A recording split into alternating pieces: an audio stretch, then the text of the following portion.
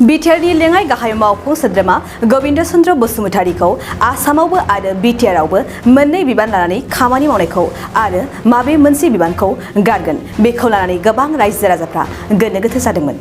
नाथाय बे गोनो गोथो जानायखौ दिनै एमएलए लरेन्स इस्लारिया खेंफोरथि होबाय जे सासे बिजाथिया काउन्सिल आरो स्टेटआव मोनसे समाव मोननैनिबो जानानै खामानि मावनो हायो।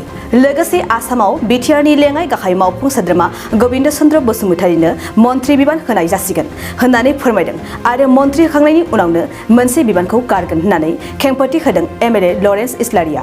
आथिखालाव गबिन्द चन्द्र बसुमतारी बिथाङा बिटिसिनि डिपुटि चिफ लोगोसेयैनो अदालगुरिनि एमएलए जानानै बिथाङा हाबा मावगासिनो दङ। काउन्सिलफ्राव बे रोखोम थायो बेखौ जोङो नुदों। जेरै कार्बि आंलंआवबो कार्बि आंलंनि एमपिआनो काउन्सिलनि इएम जानानै दङ।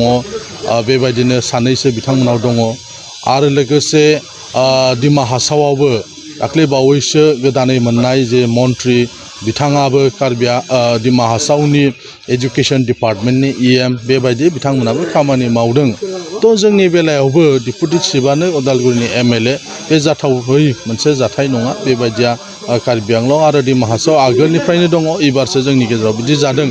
थ' जेब्लानो माने केबिनेट मन्त्रि हिसाबै बिथांखौ थिसननाय जागोन बिथाङा डेफिनेटलि मोनसे बिबानखौ बिथाङा गारगोन। दा जिहेतु मन्त्रिबो होथ'नाय जायाखैखाय आरो जोंहाबो जिहेतु जोंनि पार्टी हान्जायाव जोंनि माने इउपिपिएलनि एमसिएलएनि अनजिमाया एसे खम थानायखाय बिथाङा बे दायित्वखौ लानानै खामानि मावगासिनो दंथ'यो। दाख्लै बावैसो बिजेपि हान्जानिफ्रायल' सानै मन्त्रि होनाय जादों आरो दायो मोनथाम मासि खालि जानानै दङ, जेखौ माने रुलिं पार्टनारफोरनो जेरै एजिपि आरो इउपिपिएलनो मोनसे मोनसे होबावगोन। दाख्लैनि उनाव माने बुंनाय जादों जे थाबैनो आरोबाव बे जे खालि दंबावो मन्त्रि होनो गोनां बेखौ होगोन। रायजोनि जेसेबां माने जौगाखांनायनि खामानि मावनो बे मन्त्रिफोरखौ थाबैनो होगोन होननानै बिथाङा बुंदों। दा बेनिखायनो जों आसा खालामदों खुब खम समनि गेजेराव आरो जोंनिफ्रायबो इउपिपिएलनिफ्राय सासे मन्त्रि मोनबावगोन जों।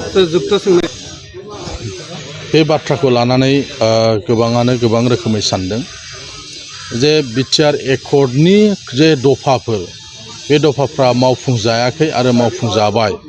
दा नंगौ 100% मावफुंजाथ'वाखै, नाथाय माखासेफ्रा मावफुंजाबाय। दा जेफोर आयदाफ्रा मावफुंजायाखै बेफोरो गासैबो सावरायजानाय मोनसे सावरायजागासिनो दङ, मावफुंनो थाखाय राहा लामा लादों। जेरै सेथियावनो बिटिआरनि सिमा बारायनाय, गामि सोसननाय, दा बे खामानिखौ मावगासिनो दङ।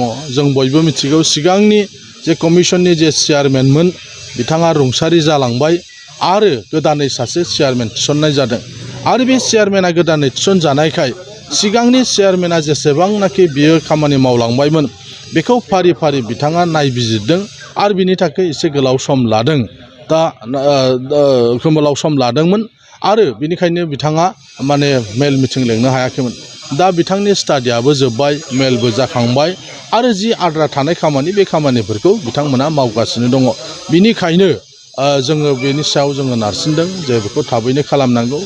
बिसायख'थि बायदिसिना सम थानायनि थाखाय माखासे उसुबिदा जादों आरो बेबायदिनो केसफोरनि बाथ्रा, माखासे केसफ्रा उइथड्र जाबाय आरो माखासे केसफ्रा उइथड्र जाबावाखै।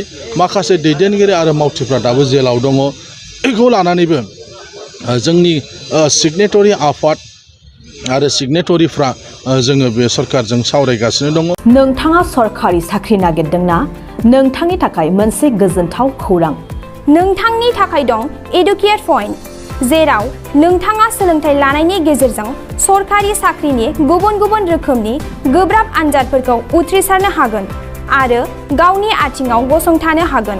बे एडुकेट पइन्टआव नोंथांमोना SSC, bank PO, bank clerk, bank SO, UPSC, FSC, defence, railway, state insurance, AAO, ADO एसिस्टेन्टजों लोगोसे स्टेट लेभेल जब आरो माखासे सरकारि साख्रिनि आनजादाव गोनांथि जानाय आयदाफोराव सोलोंथाइ लानो हागोन। मख'नो गोनांदि बे सोलोंसालियाव साख्रिनिल' नङा, बेयाव एमबिए आरो सैनिक स्कुल बायदियाव एडमिशननि थाखाय एन्ट्रेन्स होनो थाखायबो सोलोंथाइ लानो हागोन। बे सोलोंसालियाव गाहाम थाखो खथानि सुबिदा दं आरो सम मथे नोंथांनि सोलोंथाइखौ बे सोलोंसालियाव होनाय जागोन। बेखौबो मिथिनांगोन दि बे एडुकेयार पइन्टआव सोलोंथाइ लानानै बावैसो 2021-22 इं मायथाइनि SSC GDनि आनजादाव गासै 11 सा सोलोंसाफोरा उथ्रिसारनो हादों। बारा नङा गासै 15,000 रांजोंनो नोंथाङा बे सोलोंसालियाव 6 दानसिम सोलोंथाइखौ लानो हागोन। बे सोलोंसालिया क'क्राझार, बरपेटा र'ड, गवालपारा आरो बङाइगावआवबो दं। क'क्राझाराव सोलोंथाइ लानो गोसो गुदुं जानाय सुबुंफोरा 700-226-133 9101-536360 700-226-133 9101536360